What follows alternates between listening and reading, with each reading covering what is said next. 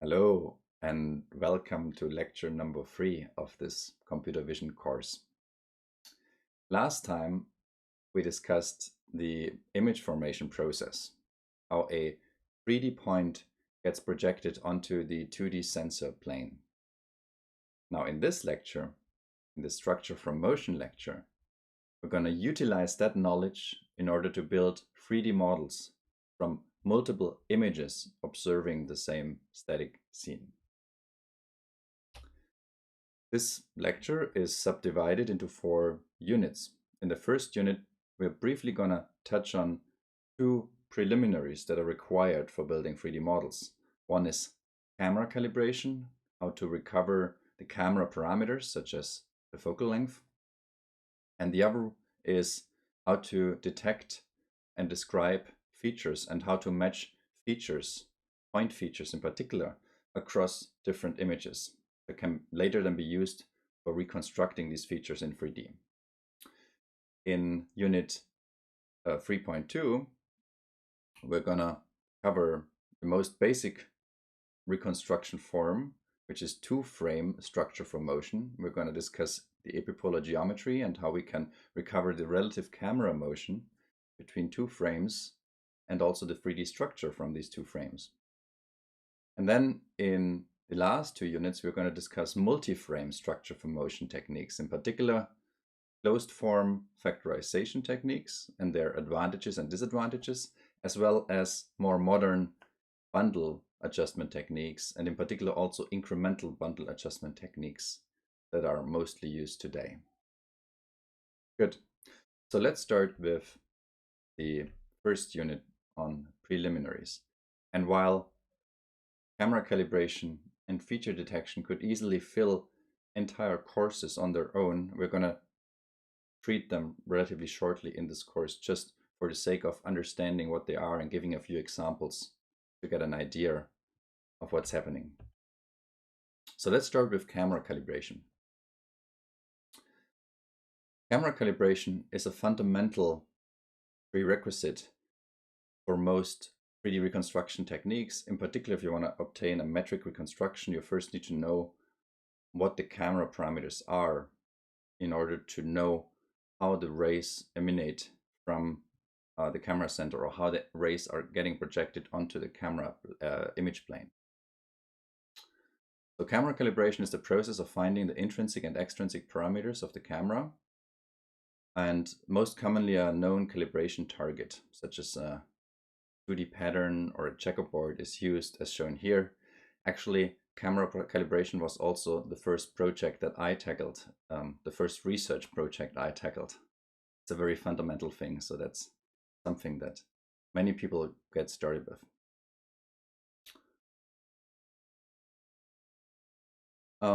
So how does camera calibration work? There's a whole variety of techniques, but the most fundamental and basic technique, and the one that most people use, and that's also implemented in packages such as OpenCV, for example, is working as follows.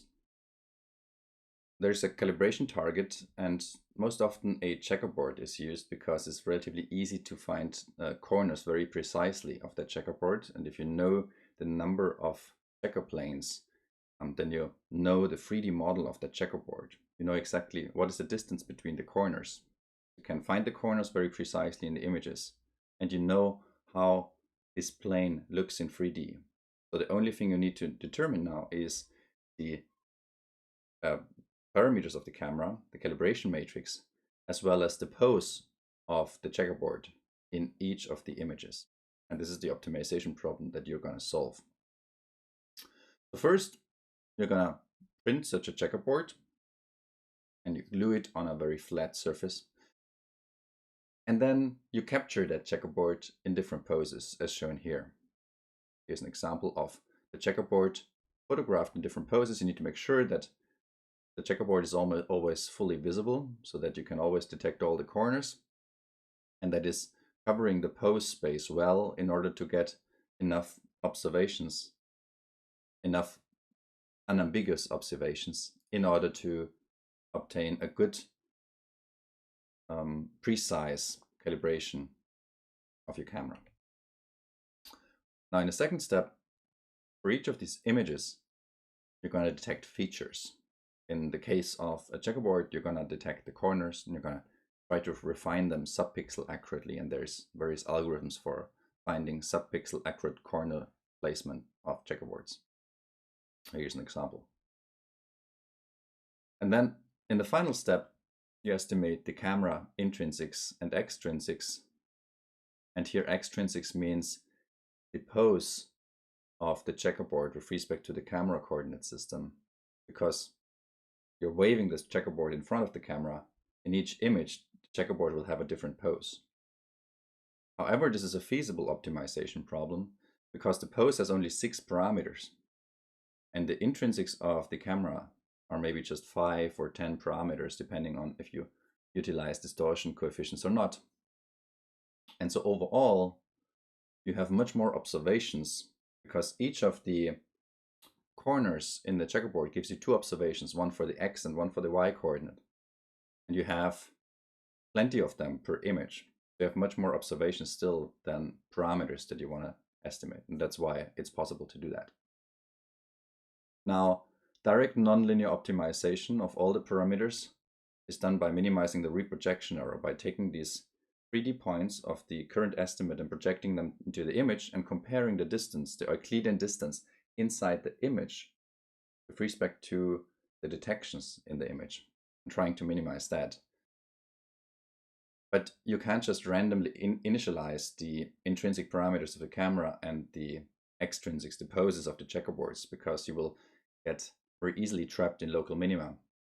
So you need a good initialization for all these parameters. And there's a couple of papers that describe techniques for finding such good initializations in closed form. So for instance, there's this technique here at the bottom, which is maybe the most popular and most cited technique from Zhang et al., a flexible new technique for camera calibration, published at TPAMI 2000. So this is for perspective cameras, the most common case, and it gives you the focal length and the principal point by constructing linear systems from the observations that you make. Now, this is only a very coarse and approximate initialization, but it's much better than a random guess. And so from this initialization, you can also derive a good initial estimate for the poses of the checkerboards. And then this together forms the initialization for the nonlinear optimization process that, using some gradient-based technique like Liebenberg-Marquardt, optimizes the minimizes the reprojection errors and refines all the parameters. And typically, the closed form solution ignores the distortion parameters, and then you initialize the distortion parameters to 0. And then during nonlinear optimization, you iteratively add the distortion parameters. And so that is a relatively well-posed problem. So you don't need a good initialization of the distortion parameters for most cameras, unless the cameras have a very wide angle lens, let's say. Some remarks. There exists a whole variety of calibration techniques that are used in different settings and also for different lens models, etc. And these methods differ algorithmically, but also in the type of assumptions and calibration targets they use. There's algorithms for 2D, 3D targets. There's algorithms that use planes, algorithms that use vanishing points, etc. But the most common technique, the one I've just shown, that uses these checkerboards or checkerboard-like patterns. And if you like to know more, there is this very famous MATLAB toolbox that was used for 20 years or so here by Boguet et al. That's still available and has a very nice description of all the parameters and how the process exactly works. This is now implemented also in OpenCV, and there's also a chapter in the Silitsky book on camera calibration. But here, for the purpose of this lecture, we're going to keep this part short. Now let's move on to feature detection and description. Now we have calibrated the camera. Now, in order to obtain a 3D reconstruction, a 3D model, a sparse 3D model, we first need to find points in the images that correspond to each other. So we need to find salient points that are distinct that can be easily redetected in another image. So this is what we call point features. Point features describe the appearance of local salient regions in an image. In this example here, there's a few cases given where you can see the difference between a salient point and a non-salient point. So for instance, this point here is very salient because the local appearance is very distinct. If you look at this patch, it's relatively easy to find that patch in the other image. However, there's regions where it's harder, like in this case here, where you have just like this white-black transition with almost linear transition, and so you can move this patch along that line, and maybe you find other places in the image where you have a similar transition. So it's not as ambiguous anymore, and it's not as easy to localize that patch. And then here in the sky region, where the texture, the colors are very homogeneous, it's very difficult to find a correspondence. So you want to have an algorithm that finds salient locations in an image and then describes these salient locations well. Point features describe the appearance of local salient regions in an image, and they can be used to describe and match images taken from different viewpoints. They have actually been used in the pre-deep learning era of computer vision a lot, also for recognition. You're getting a lot of these salient regions, describe these salient regions, putting them into a bag of words model, into an SVM classifier, and then classifying the image based on these local features. Now, of course, these techniques are not state of the art anymore for recognition, but they are still very frequently used, despite some of the detection systems have been replaced by deep learning. But they're still the basic idea, and even the basic algorithms we're discussing are still used for 3D reconstruction methods, and they really form the basis of these sparse 3D reconstruction methods covered in this lecture. So, what are the prerequisites? What should these features look like? Well, the feature should be invariant to perspective effects and illumination, because if we take an image of an object, like here, a frontal view, and then we take another image of these objects with a different illumination condition, where colors can change, and also where you view these objects from a different viewpoint, so the perspective changes. You want to find the same features back, right? Here are some examples of features that have been retrieved from features extracted on the original objects. You want to find the same features back, and you want to find them in a way that if you extract a feature vector, that feature vector is distinct and only matches to the correct location in the other image. Okay? And that's what I mean by saying the feature should be invariant to perspective effects and illumination. They should abstract away from this, but they should be discriminative. They should still be very discriminative. They should say, oh, this is the location. I'm sure this is the same location, and all the other locations are unlikely. Otherwise, I'm not giving you back this feature. So the same point, let's say this point here and this point here, they should be described by such an algorithm with a feature vector that's very similar. While if I compare this point and let's say this point here, then the feature vector should look very different. And it's clear that the plain RGB or intensity patches that we would simply extract here from these images will not have this property. It's easy to see that if I just rotate the image by 180 degrees, the RGB patch will look very different. If I scale the image, the RGB patch would look very different. If I translate, it would look very different. So we cannot just use and match these plain RGB intensity patches. And this is where feature detection and description methods come into play. They have had a revival in the 1990s and 2000s and have been used throughout almost all areas of computer vision. And one of the most popular one is called SIFT. You might have heard of before. It's called SIFT because it's a scale invariant feature transform. So it's invariant not only to rotation or perspective effects, but also like scale. The way this is done is by constructing a scale space, by iteratively filtering the image with a Gaussian. So here, this is the original image, and then you filter it with a Gaussian filter multiple times. So these filters get more and more blurred here. And then once this is blurred beyond a certain point, you can also rescale that image because it's so blurry that you can continue at a so-called next octave at a smaller scale. You could do this at the original scale as well, but that would be wasteful. So typically people scale this down. So once you have such a scale pyramid, you compute the difference between adjacent blurred images. So this is a blurred image and this is a slightly more blurred image, and you compute the difference, and that's called the difference of Gaussian. And the interesting property of such difference of Gaussian images is that if you detect extrema in these difference of Gaussian images, these extrema, these interest points that we're detecting, are blobs in the image. So this is a blob detector.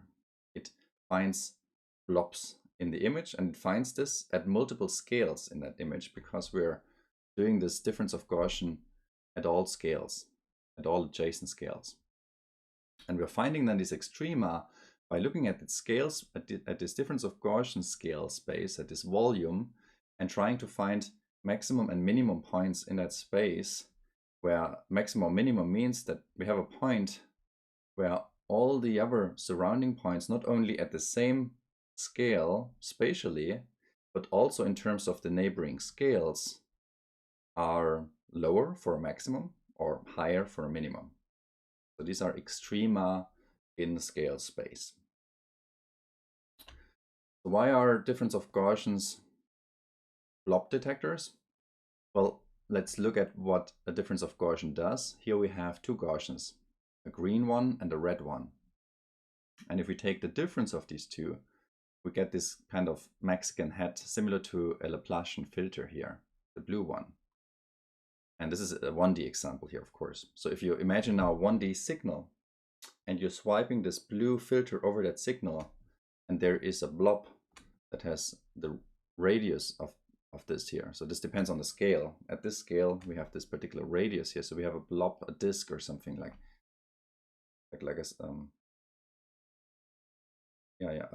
a step function kind of, or two-step functions, where we have a 1 here and a 0 outside. Then this filter here will respond. And this is the same example in 2D space, right? So this is what this difference of Gaussian filter looks in 2D space. This is why it detects blobs. Because we apply it at multiple scales, it detects blobs at multiple scales. So here's an example. Here we can see such a SIFT scale pyramid. We can see that the images becomes more and more blurry if we go down in terms of resolution and scale here. And what's interesting is that now if you look, for instance, at the eye, then this eye is detected at a particular scale. So the value of the center of the eye, which is a blob feature, is high at a particular scale. But if you look, for instance, at the thigh, the value of the thigh is low. So it's not an extrema at that particular scale. But if I'm now downscaling the image, and I'm looking here at this scale, for instance, and we see that the thigh is also detected. You can get a feeling of detecting blobs at multiple scales by looking at.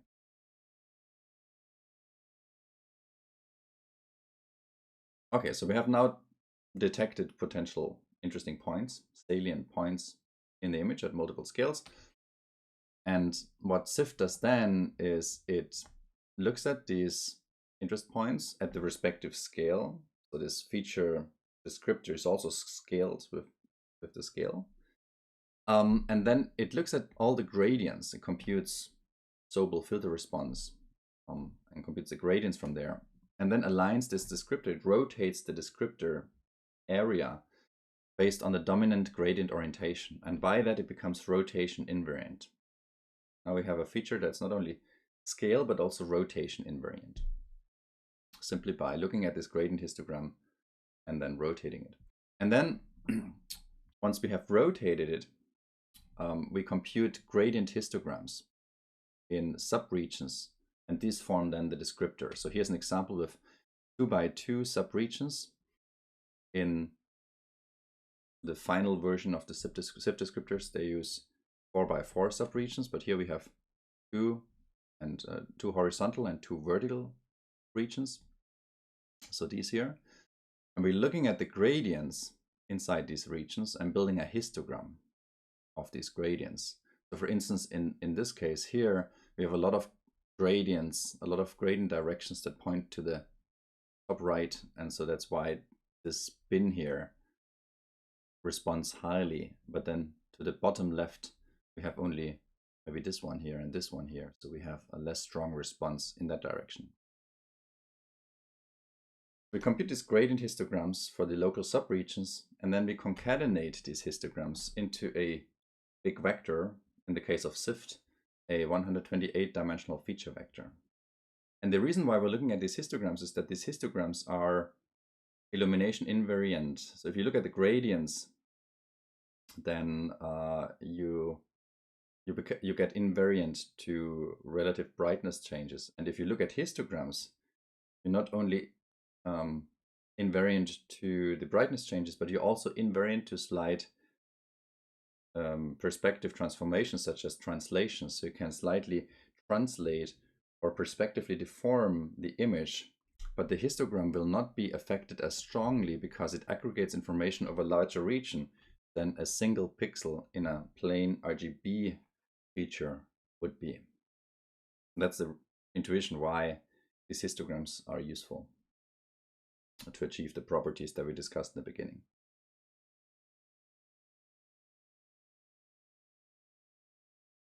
So this was one example, maybe the most prominent one.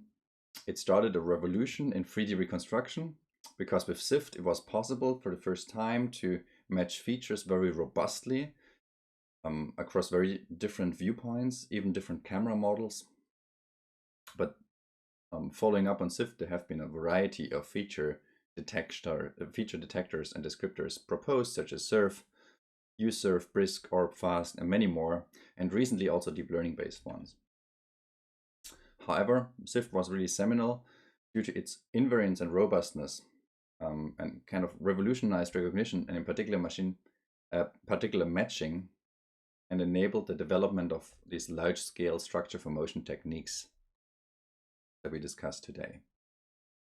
And despite being more than 20 years old by now, SIFT is still used today. So for instance, the state-of-the-art structure for motion pipeline that many people use today and compared to as a baseline is called ColMap, and internally uses a variant of SIFT still today. Now, how can we get matches using these descriptors? Well, if we have two images and we have detected features in these images, then we can use efficient nearest neighbor search techniques that build a search tree in one of these images to efficiently retrieve for particular query features in the first image the closest features in some, let's say, Euclidean space, in this vector space of the second image. So we want to find that 128-dimensional vector that in terms of L2 distance is closest to that particular feature in the left image for which we want to compute the match. Now, this is not always going to be unambiguous, and therefore ambiguous matches are typically filtered by computing the ratio of distance from the closest neighbor to the distance of the second closest neighbor. So I compute not only for a particular query match in the first image, what is the closest match in the second image based on that distance of the 128-dimensional space feature, but I'm also computing the second best. And if that distance between the first and the second best is small, in other words, if that ratio is large, second best is almost the same quality as the first, then that match is removed because it's not clear if maybe the second best is actually the correct match, and they have just been that the first is just the first because of noise in the input images for it. And that's what I mean here in the last sentence. By a large ratio, 0.8 indicates that the found match might not be the correct one. A ratio of 1 would mean that there's 2 features in the second image that are exactly the same distance from the query feature. And here's an example. So here we have 2 images captured from the same, 2 images of the same object captured, but from different viewpoints. You can also see there's it's a different day because there's a tree here in front of the church and here it is not. And you can see that a lot of matches have been retrieved that are correct here in green, but there's also some feature correspondences that have been retrieved that are not correct. For instance, here in this case, there is large ambiguity because a lot of these local structures look very similar to each other. So it's easy to make a mistake. But overall, if you have found enough good features, then you can use these features now to estimate the epipolar geometry and the 3D structure, as we're going to discuss next.